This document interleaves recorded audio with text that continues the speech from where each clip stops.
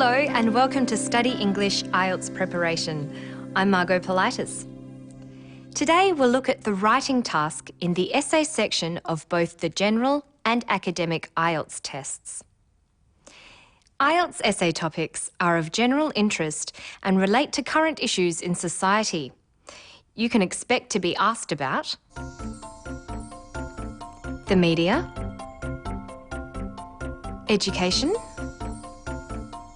environment, health, communication, technology, and society.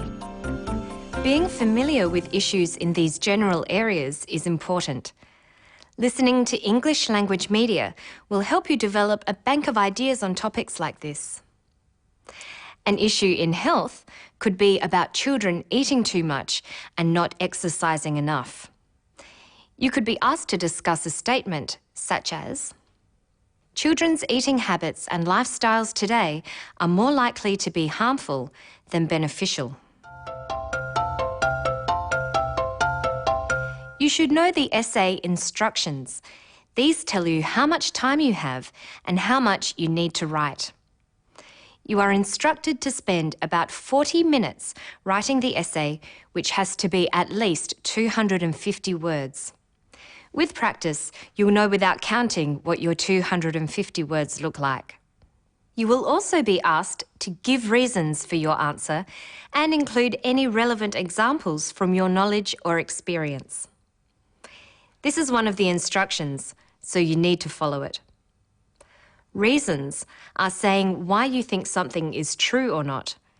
You could write, an increasing number of children are becoming obese because they are eating too much junk food.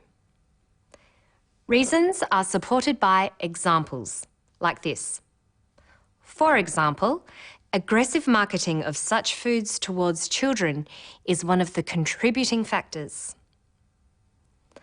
Relevant examples are examples like this that are clearly connected to the question. Now let's look at an essay question and how to analyse it before you write your answer. How well you do this will help with your task response, which is one of the criteria used to assess the essay. Let's look at a question topic. Here's a typical statement. The ageing populations of more developed countries are going to cause social and economic problems for society in the future, especially for the younger generation. With this is something called the question task. To what extent do you agree or disagree with this statement? The essay question is always presented in this way as a statement followed by the question task. First, let's look at the statement. Read it carefully. The ageing populations of more developed countries are going to cause social and economic problems for society in the future, especially for the younger generation. You should ask yourself, who or what must I write about?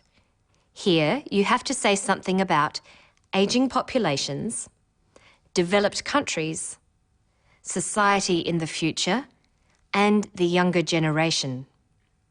Highlight these and any other key phrases, such as cause social and economic problems.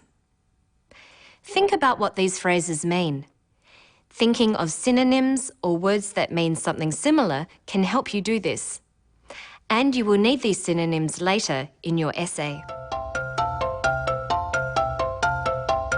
Synonyms for ageing populations are the elderly, retired people, the aged, and pensioners. They're the people living longer or ageing. Developed countries refers to modern industrial societies that have to financially support retired people. Synonyms are Western countries, First World countries, and advanced economies. Social and economic problems are two kinds of problems. Social problems are problems that affect people, perhaps in areas such as health and education. Economic problems are problems to do with the economy of a country and its ability to pay for the services it provides. Society in the future means the country or nation or state in the future. And the younger generation are younger people or people who work. They're the people who are not yet part of the ageing population. So you can rephrase or paraphrase the question like this. The younger generation will experience social and economic difficulties because people are living longer. The next thing to look at is the question task. To what extent do you agree or disagree with this statement? To what extent means by how much. Here you're being asked to give your opinion about the statement. You might agree with it, or you might think it is wrong. It's a good idea to reword this type of question into a yes-no question, like this. Do you agree that the younger generation will experience social and economic difficulties because people are living longer? Yes or no?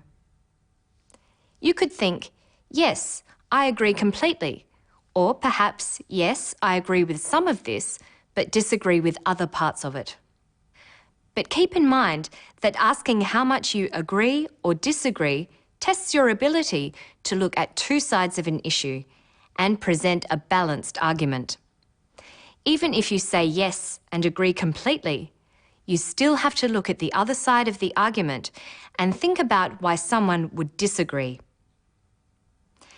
You would need to write 2 body paragraphs in an essay of this type, one saying what you agree with and one saying what you disagree with. In the conclusion of your essay, you would state your position on the topic. Let's look at another question. Internet access should be under government control to avoid any potential harm to children. Who or what must you write about? The internet, government, and children. Now highlight other key phrases. Under government control. Avoid any potential harm. Let's think of synonyms. We know what the internet is, but what other words can we use? The net, the web, online, cyberspace. Under government control means controlled by the government. Other words for government are the state or the administration. Potential harm means bad things that might happen. Synonyms for potential are possible or likely, and other words for harm are damage and hurt. So we could paraphrase this statement as, the state should control access to the web to avoid possible damage to children. The same question task we looked at earlier can be used. To what extent do you agree or disagree with this statement? You are being asked for your opinion. What you need to do here is say what you think. The state should control access to the web to avoid possible damage to children. Yes or no? Now you should think about reasons for your point of view and why you don't agree with the opposite view. So, to recap, the way you respond to the question and the instructions is part of what you are being marked on. The examiners call it task response. Make sure you follow the instructions and write the correct number of words. That's all for now. Don't forget to visit our website for more. I'll see you next time on Study English.